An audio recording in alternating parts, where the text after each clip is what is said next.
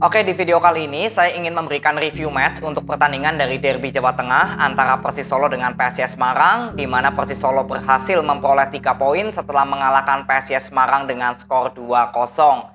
Jadi untuk preview kemarin saya mengatakan kalau Persis Solo di bawah dari Medina di pertandingan big match ini ya, Derby Jawa Tengah, ya tentu saja tekanan ada pada Medina daripada Agius. Karena dalam pertandingan terakhir ini Persis Solo ada hasil yang inkonsisten. Ya, PSIS Semarang memang juga dalam 3 pertandingan terakhir hanya menang sekali. Tapi kalau berbicara konsistensi dalam menerapkan skema, itu PSIS Semarang memang terlihat lebih konsisten daripada Persis Solo. Makanya saya bilang ini pembuktian untuk Medina. Ya, lalu kita lihat dulu dari line up kedua tim. Ini sudah cukup penting dari line up. Persis Solo di sini memainkan Sananta yang bisa dimainkan kembali. Ya, lalu ada Roni, CDP, Mesidoro, dan untuk pemain syarat regulasi U23 di sini ada nama Fakih Maulana yang berposisi sebagai wingback kiri atau pemain sayap kiri. Sedangkan line up dari PSIS Semarang ini justru memilih memainkan Tri Setiawan.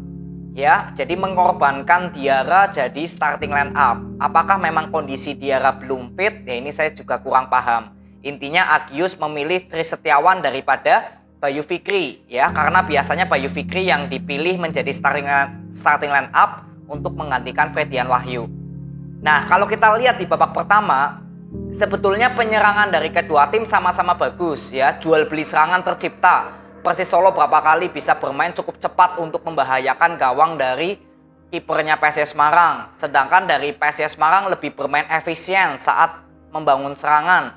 Ya, sudah ada perbedaan skema penyerangan. Tapi memang terlihat kalau aliran bola dari penyerangan PSIS Semarang ketika membangun dari bawah, ya memang penampilan Tri Setiawan kalau menurut saya belum terlalu maksimal.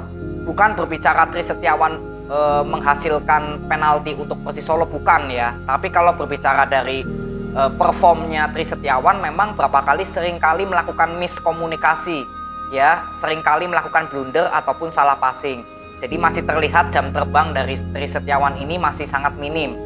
Ini sangat terbukti di atas lapangan. Jadi yang membedakan dari penyerangan kedua tim ya Persis Solo lebih cair untuk melakukan serangan dari segala posisi.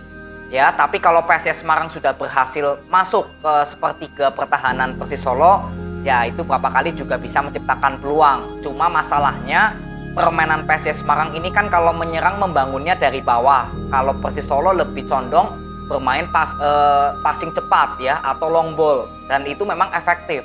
Jadi sudah ada perbedaan dari hal membangun serangan. Ya, dan di sini Persis Solo akhirnya bisa unggul dulu ya melalui golnya Mesidoro melalui titik putih di menit ke-15. Itu ada handsball dari Tri Setiawan ya, dan akhirnya Mesidoro bisa menciptakan menjadi gol. Lalu ketika Persis Solo sudah unggul 1-0, sebetulnya tensi permainan dari kedua tim tetap sama.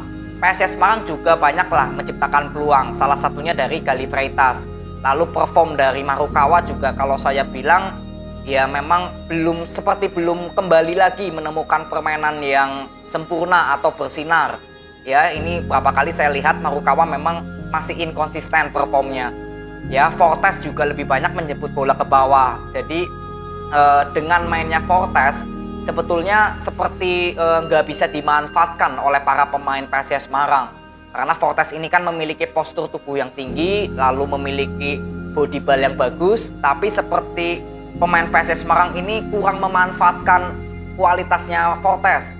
Berapa kali memberikan passing long ball juga nggak mengarah kepada Fortes gitu. Jadi tugasnya Fortes di pertandingan ini seperti hanya memantulkan bola dan menjemput bola saja. Untuk segi penyerangan masih kurang efektif. Sedangkan dari Persis Solo justru dengan duet Sananta dengan Roni itu jauh lebih efektif. Karena didukung dari pemain-pemain sayap yang memang memberikan passing-passing yang akurat. Ya, gol dari Sananta itu membuktikan ya dari asisnya Eki Taufik. Ya, itu cukup bagus ya. Bagaimana di sini pemain Persis Solo bisa memanfaatkan ya kualitas striker yang mereka miliki. Inilah perbedaannya dari komposisi pemain serangnya kedua tim. Ya, kalau saya bilang Fortes kurang dimanfaatkan. Kalau Sananta dan Roni ya memang terlihat lebih dimanjakan dari para pemainnya Persis Solo. Ya, jadi di babak pertama di sini Persis Solo sudah unggul 2-0. Lalu masuk di babak kedua. Di babak kedua tentu saja PSIS Semarang merubah pemain ya. Di sini Tri Setiawan digantikan oleh Diarra, dan kalau boleh dibilang ya PSIS Semarang sudah di babak kedua sudah memainkan pemain full timnya.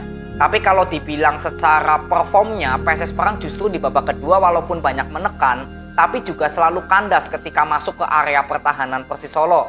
Lagi-lagi seperti kurang memanfaatkan ya adanya Fortes di depan gitu. Jadi lebih condong hidup di sektor sayap dari Marukawa atau Freitas, ya lalu dia memberikan passing tapi nggak pernah sampai ke Fortes. Jadi alur serangan PSIS Semarang seperti itu terus. Ya, ada satu peluang emas dari Gali Freitas itu berapa kali. Tapi ya mau gimana lagi, ini faktor juga dari finishingnya Freitas ya. Di pertandingan kali ini paling banyak ini peluang dari Freitas. Ya, jadi artinya ada ketidakseimbangan dari peluang-peluang yang tercipta dari para pemain PSIS Semarang. Sedangkan kalau dari Persis Solo lebih mobile.